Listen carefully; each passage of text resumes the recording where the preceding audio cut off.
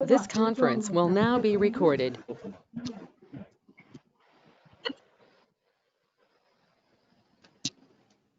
So good morning, everybody. So we'll be continuing with the kidney topic.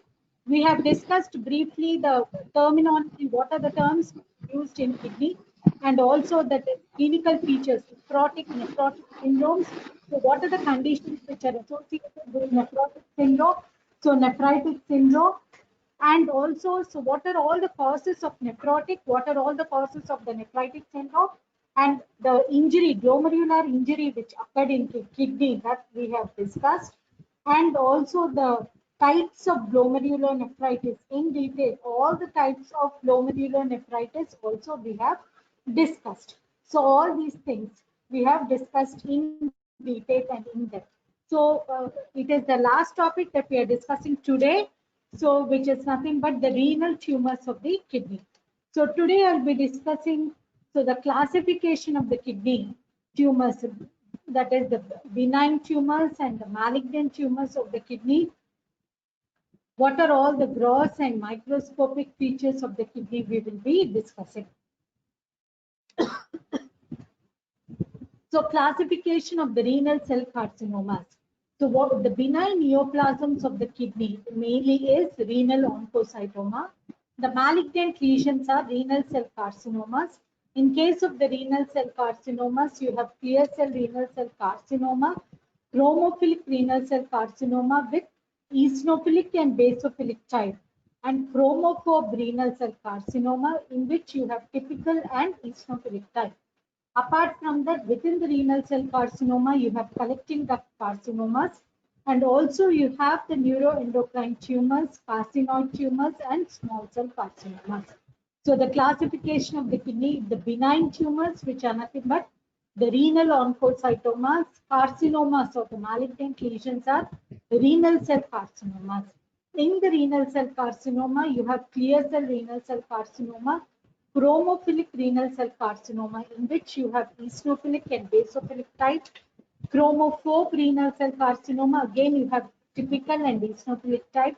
So you have collecting duct carcinomas, the neuroendocrine tumors like carcinoid tumors and small cell carcinomas. So this is the classification of kidney, mainly renal oncocytoma benign, renal cell carcinoma mainly malignant. Within renal cell carcinoma, you have clear cell type, chromophilic type, chromophobe type, collecting the carcinoma, and neuroendocrine carcinomas, you have carcinoid and small cell carcinomas. In the benign tumors of the kidney, we have discussed about mainly renal oncocytomas, and the other benign tumors of the kidney are renal papillary adenoma, renal fibroma or hematomas, and angiomyolipoma. So other benign tumors of the kidney, renal papillary adenoma, renal fibroma or hematoma, angiomyolipoma, which is a distinct type of kidney tumor which involves proliferation of the blood vessel, muscle bundle, and as well as fat. So that is angiomyolipoma of kidney and oncocytoma. Now, malignant tumors of the kidney are renal cell carcinoma, adenocarcinoma, and also Wilms tumor, which is a tumor which is more common in children, or nephroblastoma. Next is urothelial carcinoma of renal pelvis. Now, starting with the benign tumors of the kidney. So, all other tumors also you should have renal papillary adenoma, fibroma or hematoma, angiomyolipoma, proliferation of blood vessel, muscle bundle, and as well as fat. And oncocytoma, we have already spoken about. Malignant tumor, renal cell carcinoma, adenocarcinoma, Wilms tumor, nephroblastoma, and urothelial carcinoma of renal pelvis. So benign tumor, renal papillary adenoma. Now what is renal papillary adenoma? It arises from the renal tubular epithelium. It is a small tumor of size 5 millimeter, well circumscribed, complex and branching papilloma. Trisomy 7 and 17 are most commonly involved. Size of the tumor is 3 centimeter. Metastasis occurs, and it is an indication of a pre-malignant condition. So pre-malignant condition. So renal and patient are predisposed to develop early cancer because of this particular tumor. So So renal papillary adenoma, it is one type of benign tumor. So arising from the renal tubular epithelium, small tumor 5 millimeter and well circumscribed lesion grossly with complex branching papilloma on gross. It usually associated with the trisomy 7 and 17. Size of the lesion is 3 centimeters. Metastasis can occur and usually it predisposes to some malignant conditions. So renal papillary adenoma. Angiomyolipoma, it is 20 to 50%. It is also a benign lesion of the kidney with proliferation of the blood vessels, muscle bundle, as well as fat.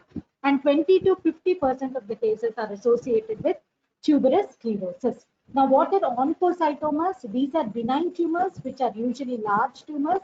What microscopically they're composed of the cells with abundant eosinophilic granular cytoplasm.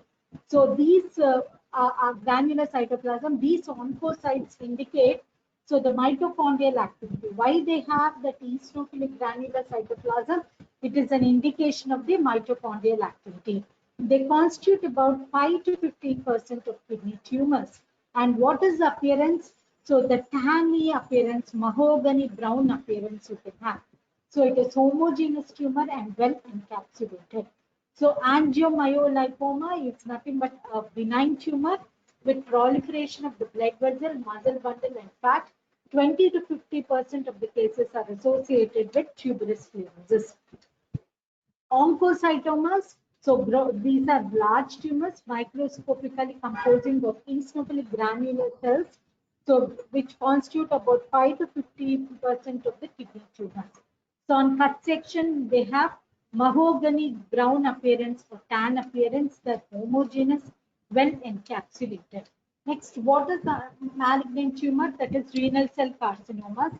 The renal cell carcinoma constitute about 85% of renal cancers and 1 to 3% of all the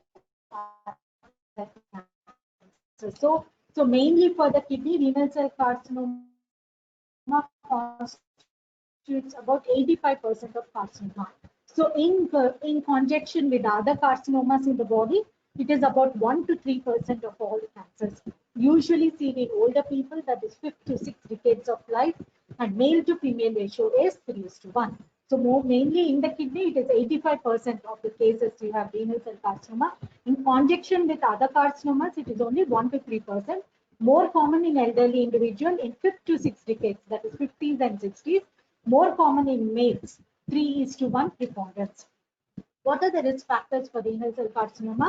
Like any other carcinoma, tobacco smoking, cigarette smoking, obesity in case of women, hypertension, estrogen, asbestosis, petroleum products, acquired cystic disease, and tuberous sclerosis. So these are the risk factors. So risk factors are nothing but tobacco smoking and cigarette smoking, obesity, hypertension, estrogen predisposition, asbestosis, petroleum products, acquired cystic diseases, and tuberous sclerosis. So other etiological factor, it is usually an autosomal dominant condition. So and runs in the family. It is a familial cancers. So these autosomal dominant condition familial cancers are common in younger individuals. Other syndrome associated is von Hippel-Lindau syndrome is associated with renal cell carcinomas. The triad in VHL syndrome or von Hippel-Lindau syndrome is so hemangioblastoma of cerebellum and retina, bilateral renal cyst, and renal cell carcinomas. Next, other hereditary familial cancers with VHL gene can lead to renal cell carcinoma. Next, hereditary papillary carcinoma with MET ONCO gene can also lead to renal cell carcinoma. So we have discussed so tobacco smoking, cigarette smoking, estrogen predisposition, cystic diseases of the kidney, all of them lead to renal cell carcinomas. Tuberous sclerosis, hypertension, asbestosis, all lead to renal cell carcinomas. So, and usually it isn't, and such an autosomal dominant condition, familial cancers, so can also lead to RCC, but in case of younger individual. So von Hippel-Lindau syndrome is one syndrome associated with RCC. The main gene involved here is VHL gene, von Hippel-Lindau gene. So characterized by hemangioblastoma of cerebellum and retina, bilateral renal cyst, and also renal cell carcinomas. Certain other hereditary familial carcinomas are associated with, that is VHL gene. Next, hereditary papillary carcinoma is associated with MET oncoproto-oncogene.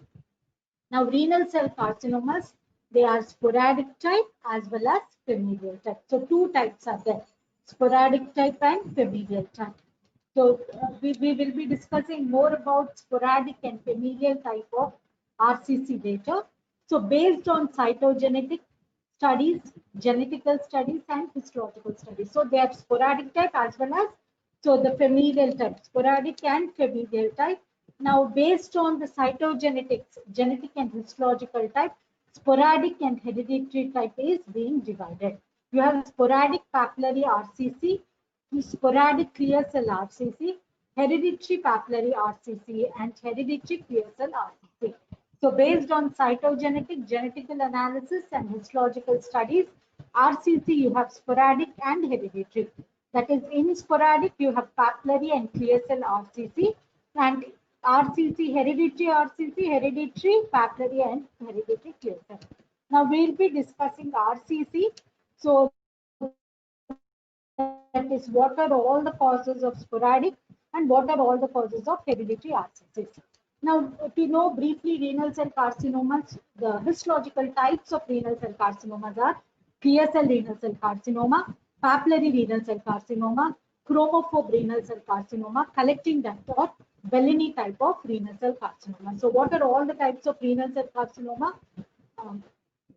Clear cell renal cell carcinoma, papillary renal cell carcinoma, histological type, chromophobe renal cell carcinoma, collecting duct. Clear cell renal cell carcinoma, the cells have predominantly clear cytoplasm because of glycogen in them. So they have cytoplasm. Papillary renal cell carcinoma, they are arranged in the form of papillary configuration. Chromophobe renal cell carcinoma, cells have what is called abundant eosinophilic cytoplasm with a perinuclear hub. So that is chromophobe renal cell carcinoma. Next is collecting duct or Bellini type of renal cell carcinoma. So these are four histological types: clear cell, papillary, chromophobe, and collecting duct or Bellini renal cell carcinoma. In the renal cell carcinoma, you have sporadic and hereditary papillary, sporadic clear cell, and hereditary clear cell. Now, what are all the causes? I have told you, we'll discuss. Sporadic papillary, the most common site. So this division is mainly on cytogenetics. Cytogenetics, this division, and based on the translocations and all that, this division has occurred. So sporadic papillary renal cell carcinoma, trisomy 7, 16, and 17, loss of Y chromosome, mutated MET gene. So mutated MET gene is responsible. Translocation of X1 and PRCC gene are responsible for sporadic renal cell carcinoma. Next, hereditary renal cell papillary renal cell carcinoma. So with trisomy 7 and mutated activated MET proto-oncogene. So these are the genetic abnormalities. So sporadic papillary, you have trisomy 7, 16, and 17 with loss of chromosome Y and mutation of MET proto-oncogene. So this is one. MET is involved in RCC. We have already discussed. Translocation XN1 and PRCC gene, which is oncogene, is responsible. Hereditary is trisomy 7 mutation and activation of MET proto-oncogene. Next, sporadic clear cell and hereditary clear cell. Sporadic clear cell renal cell carcinoma is associated with translocation 3 and 6, 3 and 8, and 3 and 11. So that is sporadic renal cell carcinoma, and deletion of chromosome 3 in sporadic renal cell carcinoma. Hereditary loss of VHL gene, von Hippel-Lindau gene, inactivated or mutated VHL gene, and hypermethylation of VHL gene. So sporadic cases, you have translocation of 3 and 6, 3 and 8, and 3 and 11, and deletion of chromosome 3.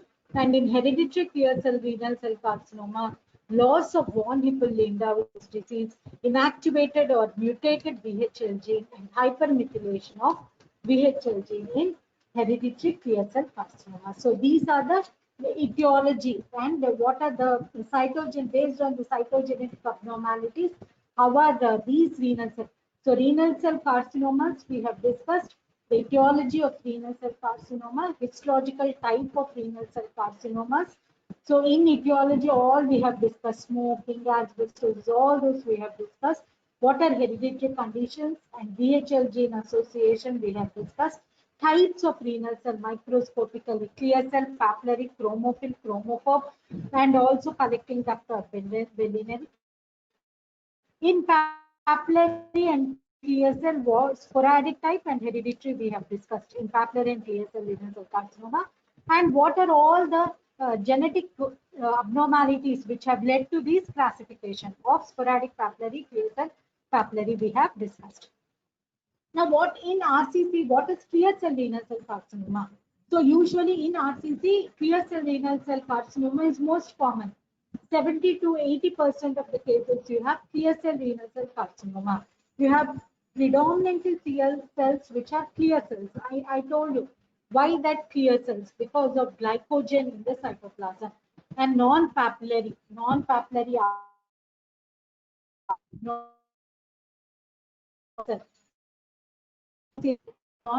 and predominantly clear. And VHL disease associated in 15% of the cases. Sporadic, it is about 95% of the cases, clear cell renal cell carcinoma. There is loss of short arm of chromosome 3, unbalanced translocation of 3, 6, 3, 8, and 311. And the gene responsible is VHL gene, which is a tumor suppressor gene. And usually, what is the function of VHL? Von Hippel-Lindau gene is a protein which degrades HIF, that is hypoxia inducible factor 1. Now, whenever there is mutation of VHL gene, there is increase in HIF, that is hypoxia inducible factor 1, resulting in cell growth and angiogenesis. So, clear cell RCC is the most common type of RCC, which is about 70 to 30% of the cases of clear cell RCC. So, predominantly clear cells will be there, that is abundant clear cytoplasm, non-papillary architecture, and the VHL gene disease in 15% of the cases. Sporadic cases, it is about 95% of the cases, clear cell RCC.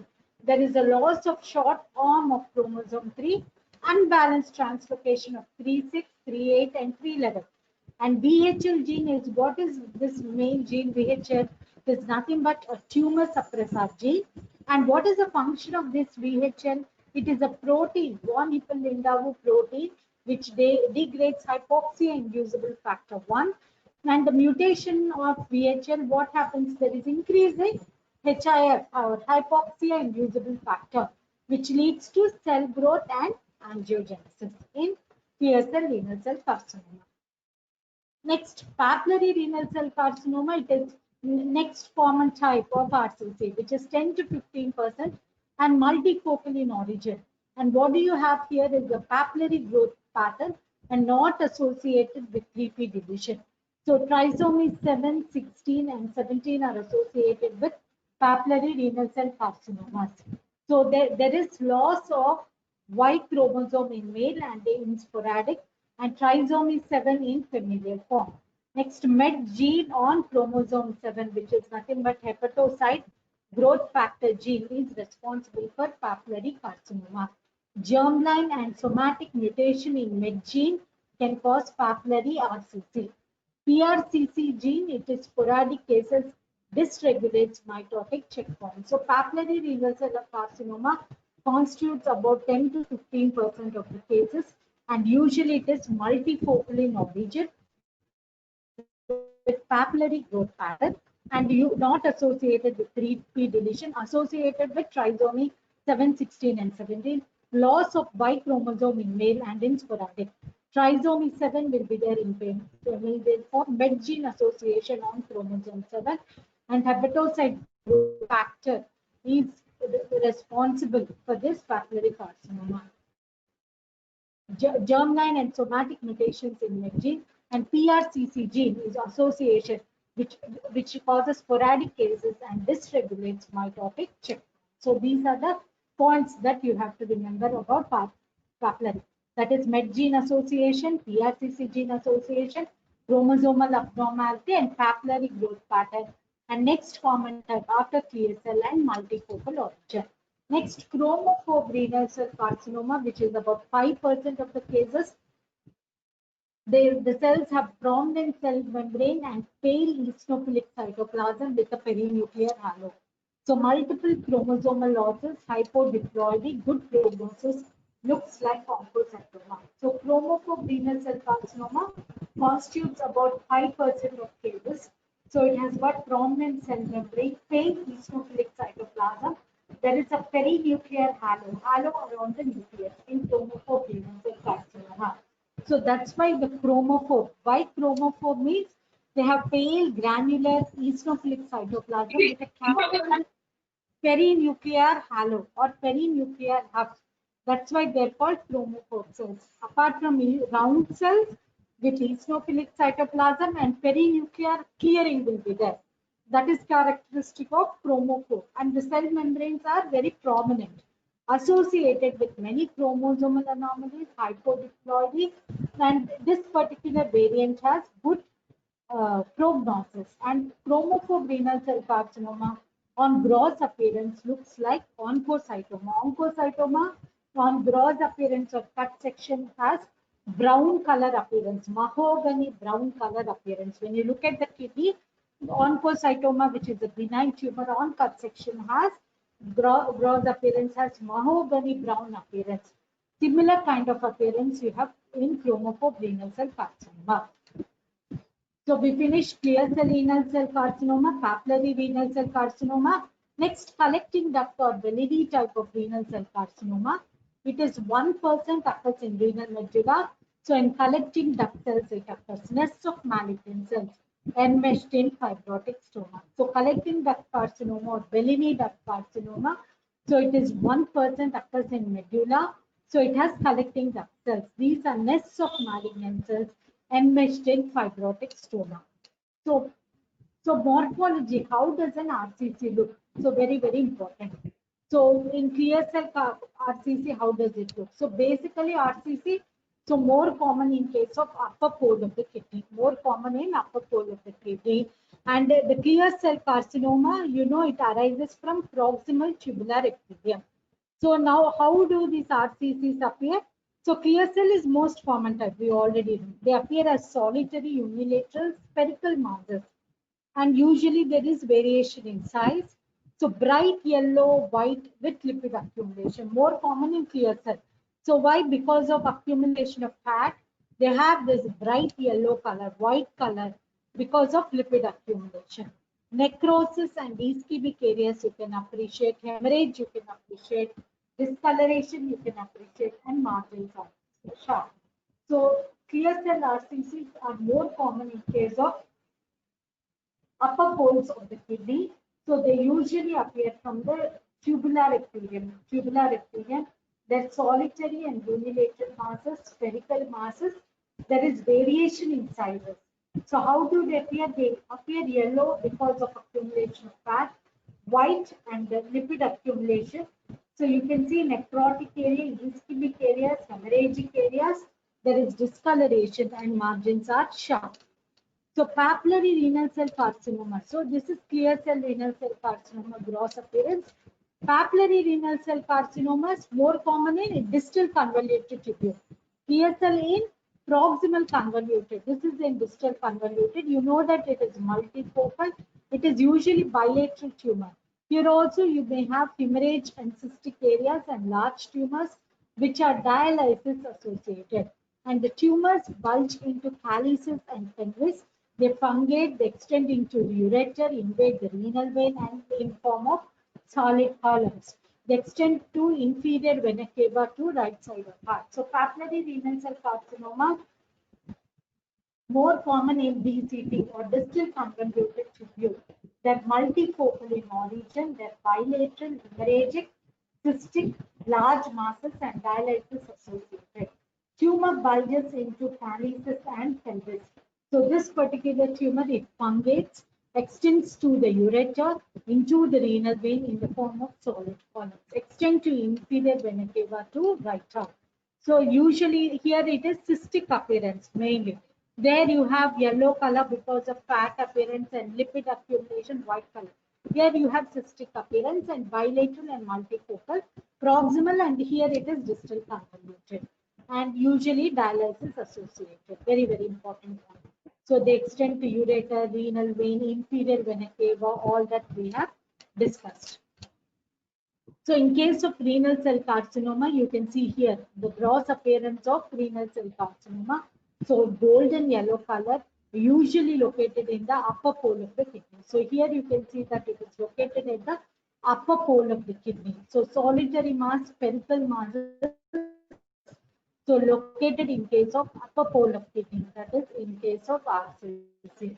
So spherical, solitary, and located at upper pole. Here you can see that there is hemorrhagic areas which you can appreciate here. So hemorrhagic area. So there is extension of the tumor into the renal vein and ureter. So this is ureter. What you see here, here is ureter. So there is extension of the tumor into ureter. Here you can appreciate there is extension of the tumor into the ureter.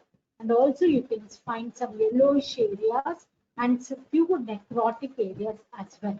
So this is the gross appearance of the kidney. So kidney on cut section, you can have golden yellow color spherical mass which is located in the upper pole, very important, and sometimes extension of the tumor into the ureter. This is ureter, extension of the tumor into the ureter, which you can appreciate. So you can also see the appearance of the tumor is variegated.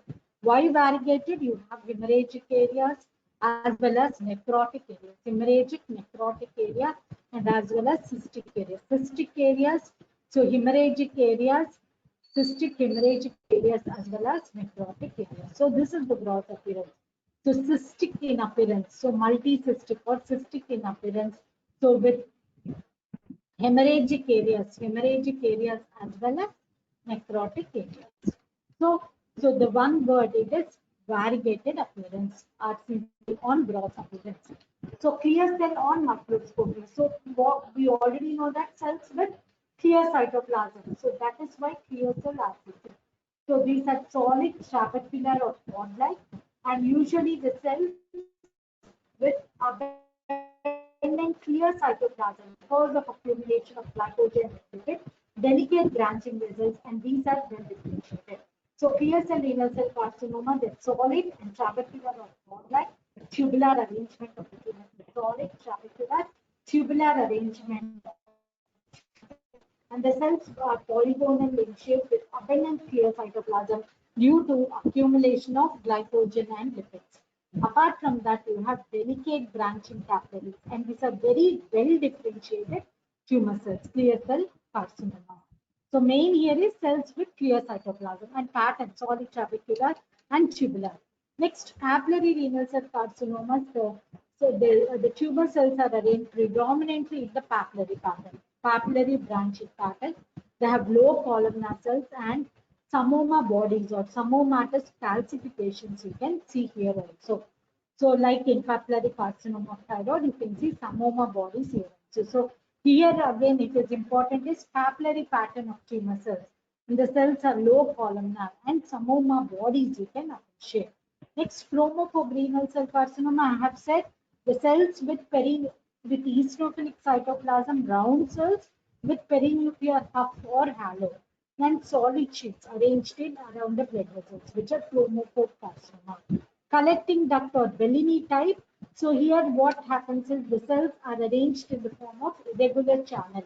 Hobnailing of the cells means cells with nucleus which is located apically. And what happens? The bulging of the nucleus of the cell appears. So that's why you have what is called as hobnail pattern. Atypical epithelium will be there. Occasionally sarcomatoid change also you can appreciate. Very well. So microscopy in clear cell, it is predominantly clear cells and solid trabecular and tubular pattern. Papillary renal cell carcinoma, predominantly papillary pattern, low columnar cells, and psammoma body similar to that of papillary carcinoma of thyroid. Chromophobe carcinoma, cells with abundant eosinophilic cytoplasm and perinuclear hub, solid sheets of the cells around the blood vessels. Next, collecting duct carcinoma cells, so which are arranged in irregular channel. The cells have hobnail pattern, very, very important. That is, nucleus pushed to one end. So and the cytoplasm so protruding. So that is nothing but hobnailing pattern. Atypical epithelium will be there, and sometimes sarcomatous change you can see here. So you can see that here it is RCC with all the cells. So in solid pattern, tubular pattern, and so solid pattern, tubular pattern, and trabecular pattern. And the cells are appearing very much clear because of clear cytoplasm. This is clear cell RCC, predominant type on microscopy. Next, this is, so what is this? The chromophilic type of RCC. Cells will have abundant granular cytoplasm.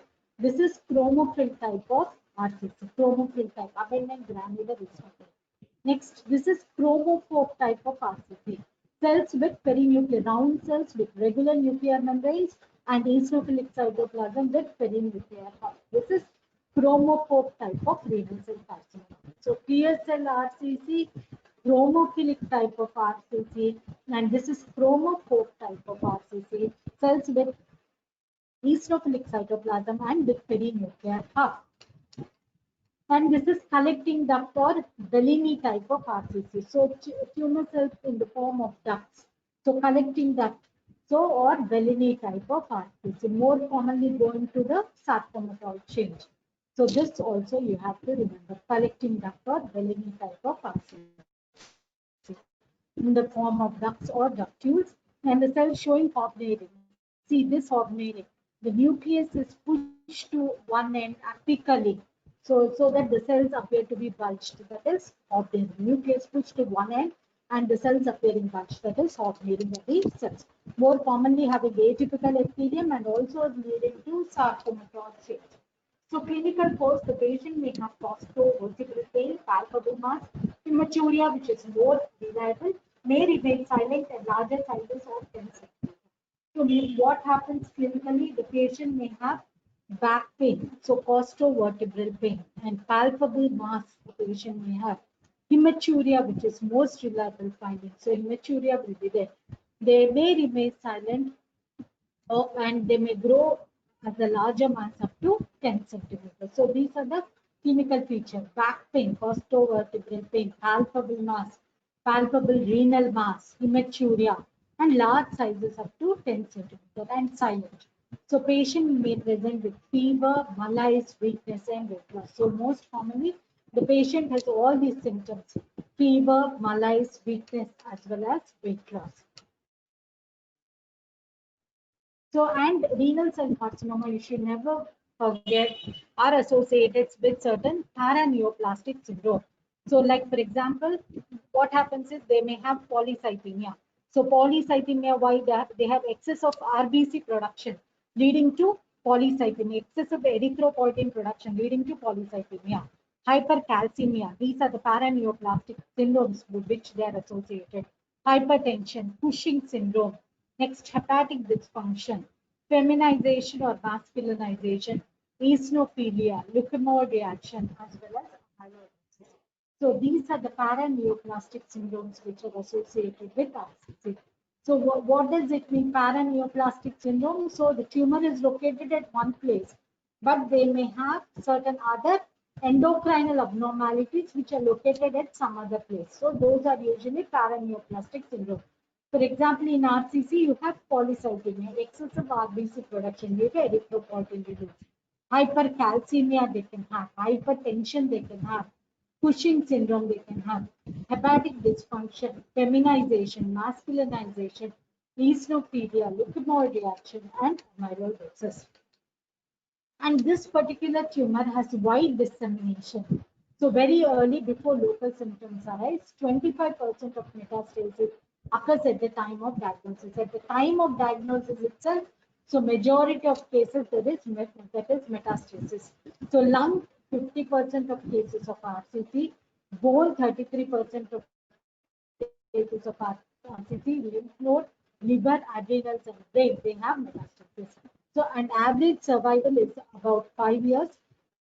So 45 to 70% without metastasis, 15 to 20% extends into the renal vein as well as the renal tract. So there is tendency to metastasis or disseminate. So 25% of the cases already have metastasis at the time of diagnosis of RCC. So 50% of cases, they have metastasis to lung, 33% metastasis to bone, lymph node, liver, adrenals, and brain. So mostly it is lung, then bones, lymph node, liver, adrenal, and brain. So average survival period is about 5 years, and 45 to 70% of the cases are without metastasis, and 15 to 20% of the cases have renal vein invasion. Very, very important. So once the renal vein is being invaded, it means the patient has bad prognosis. So 15 to 20% of the cases have renal vein invasion as well as perinephrotract, and 75 to 45 to 70% without metastasis. So we'll stop here. So we have discussed the classification of kidney tumors, what are the benign tumors, what are all the malignant tumors. In the malignant tumors, mainly 85 to 90% of the cases it is RCC. And in RCCs, what are the etiology of RCCs? What are the symptoms associated with RCC? Next, the types, microscopic types of RCC we have discussed.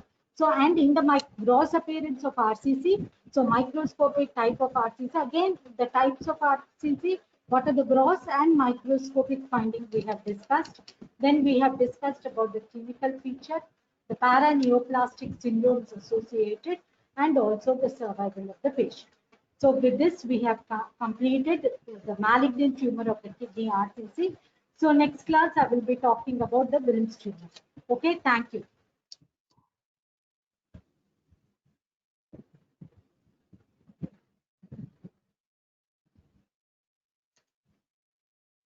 This conference will now be recorded.